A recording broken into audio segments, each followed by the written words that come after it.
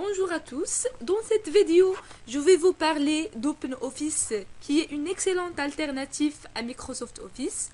Cette suite bureautique de qualité professionnelle comporte tous les outils nécessaires à la plupart des utilisateurs. Traitement de texte, tableur, présentation et base de données. La migration vers OpenOffice.org est totalement transparente puisque les documents créés avec la suite de Microsoft sont entièrement compatibles avec cette solution gratuite, même les fichiers les plus anciens.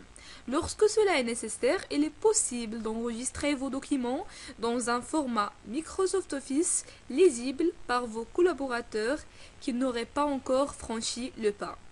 Un nouveau centre de démarrage, de nouvelles icônes, un contrôle du zoom dans la barre d'état, un nouvel système d'annotation des textes sont les nouveautés les plus visibles de cette dernière version de la suite OpenOffice.org. Voilà l'interface d'OpenOffice. Comme vous voyez, elle comporte plusieurs modules: texte, dessin, classeur, base de données, présentation, formule. Dans cette partie, je vais vous parler de ces modules. Je vais commencer par Writer, traitement de texte. Writer est un outil complet destiné à créer divers types de documents texte, lettres, livres, rapports, bulletins d'information, brochures, etc. Vous pouvez insérer des graphiques, des images et des objets issus d'autres modules dans des documents texte. Writer est compatible avec le format de fichier Microsoft Word et sait aussi exporter ces fichiers au format HTML, XHTML, XML, PDF, etc. Ce qui concerne le module de calque, c'est les fonctions d'analyse avancée, de graphique et d'aide à la décision que l'on peut attendre d'un tableur de haut niveau. Il possède plus de 300 fonctions permettant d'effectuer, entre autres, des opérations dans les domaines financiers, statistiques et mathématiques.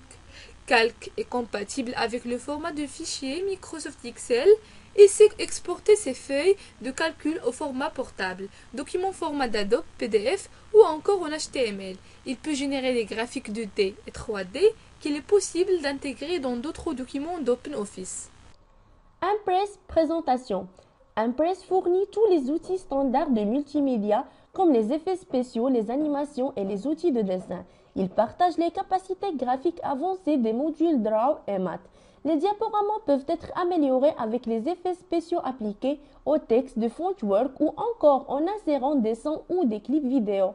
Impress est compatible avec le format de fichier Microsoft PowerPoint et peut sauvegarder votre travail dans de nombreux formats graphiques.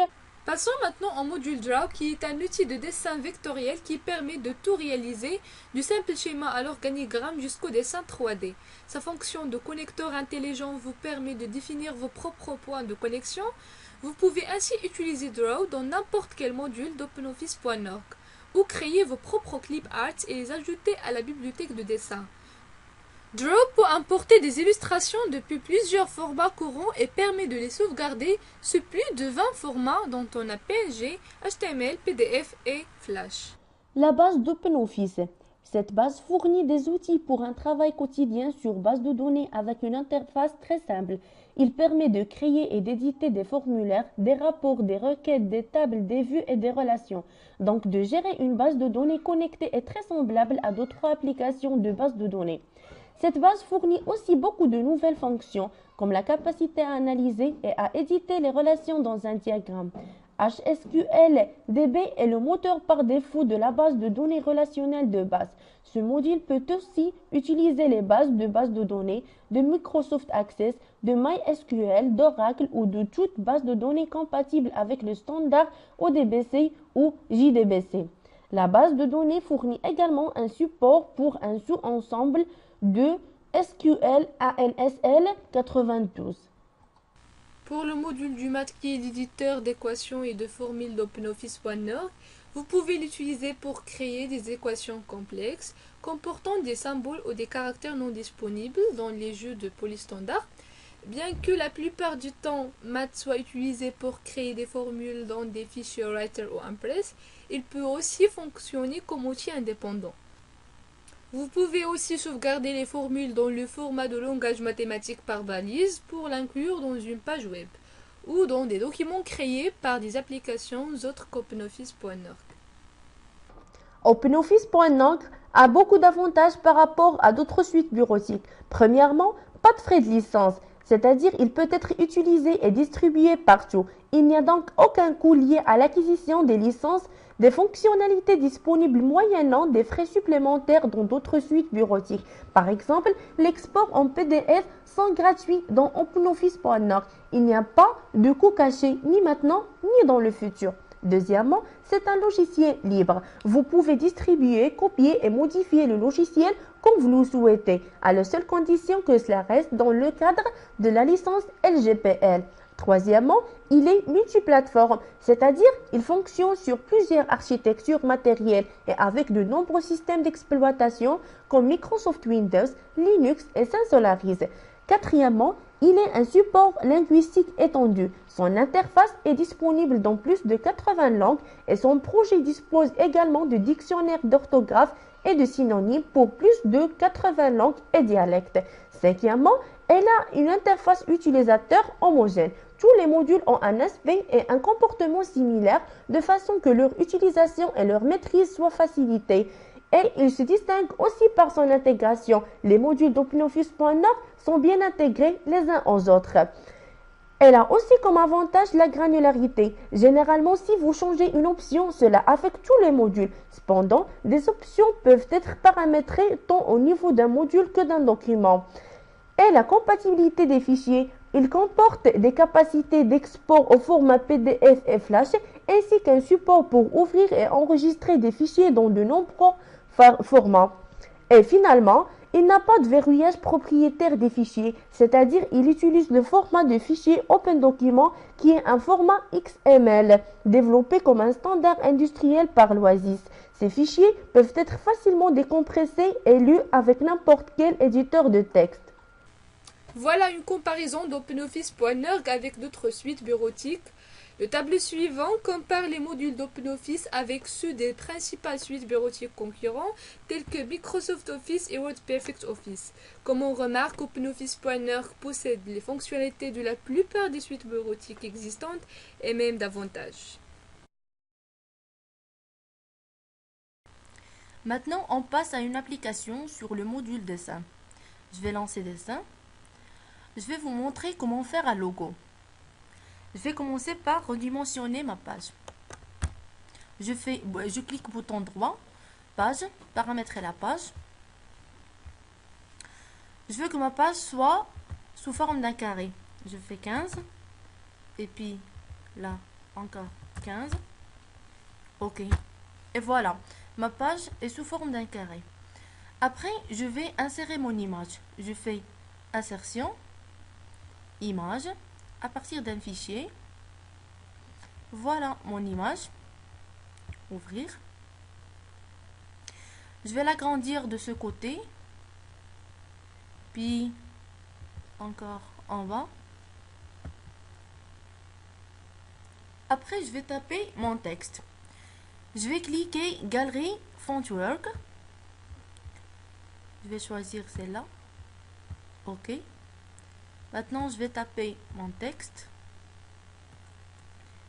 Je vais écrire un M majuscule. C'est bien. Je vais changer sa police. Je fais bouton droit caractère. Par exemple, je vais choisir celle-là. OK. Voilà. Après, je vais la mettre en 3D. Je fais bouton droit, convertir en 3D. Comme ça. Maintenant, je vais jouer sur l'effet de rotation. Je vais la laisser comme ça. Après, je vais jouer sur sa dimension. Je vais l'agrandir un peu. Maintenant, c'est bien. Je vais changer sa couleur. Je fais bouton droit, remplissage. Il y a remplissage, ombre, transparence, couleur, dégradé, assure. Je vais choisir couleur. Je vais choisir ce rouge. OK, c'est bien. Après, je vais ajouter une autre galerie Fontwork.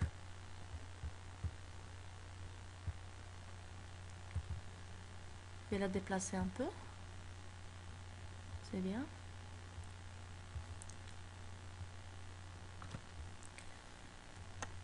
Je vais changer sa police encore. Je fais bouton droit caractère. Ok. Je vais la mettre en 3D.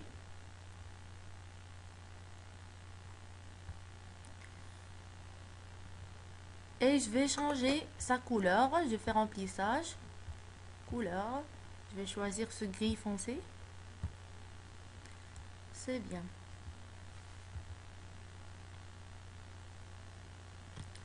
Parfait. Et puis si je voulais engendrer des formes géométriques, par exemple cette ellipse, je vais l'agrandir à ce qu'il entoure tout mon logo.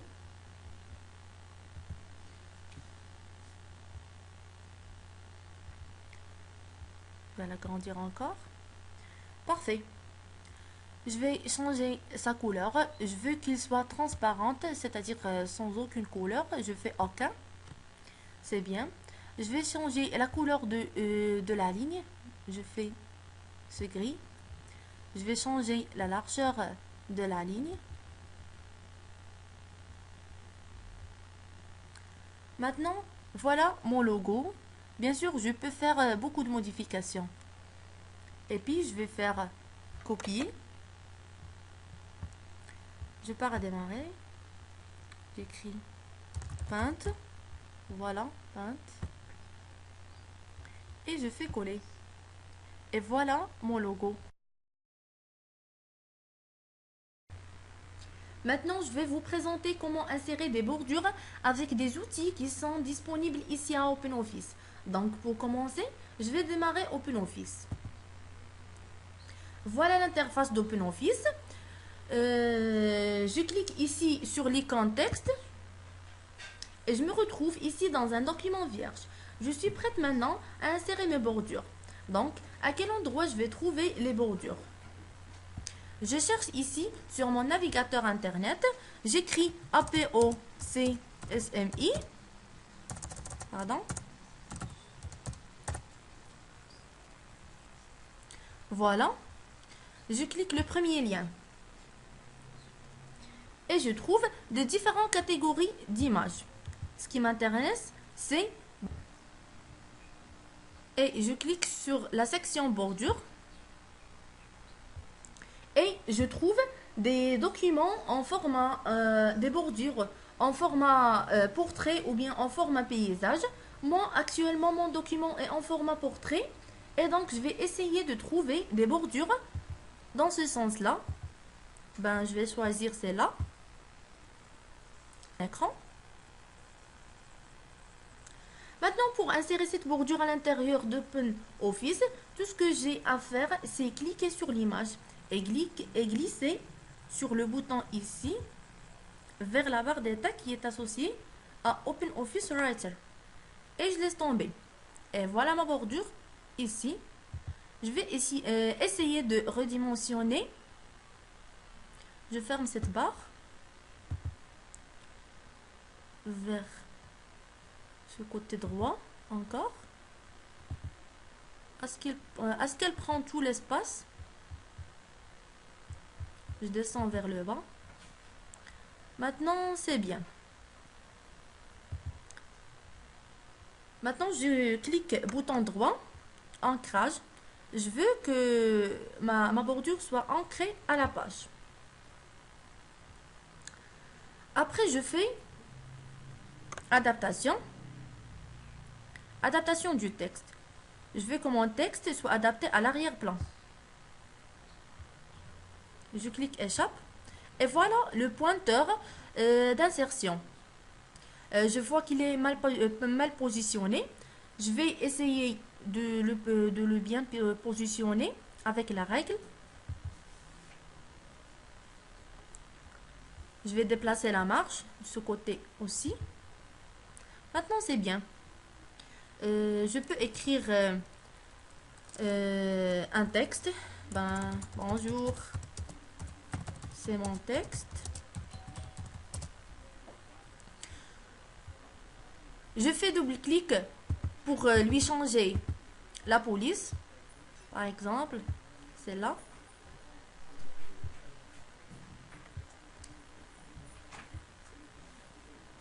Je passe encore pour lui agrandir la taille. Je peux le centrer en gras.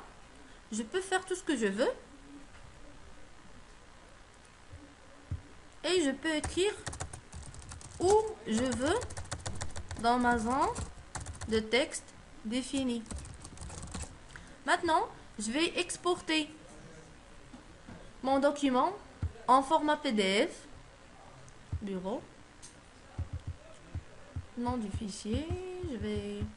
Pardon. Texte avec bordure. Enregistrer. Je ferme. Ignorer. Je ferme encore. Et je ferme. Et voilà mon document texte avec bordure.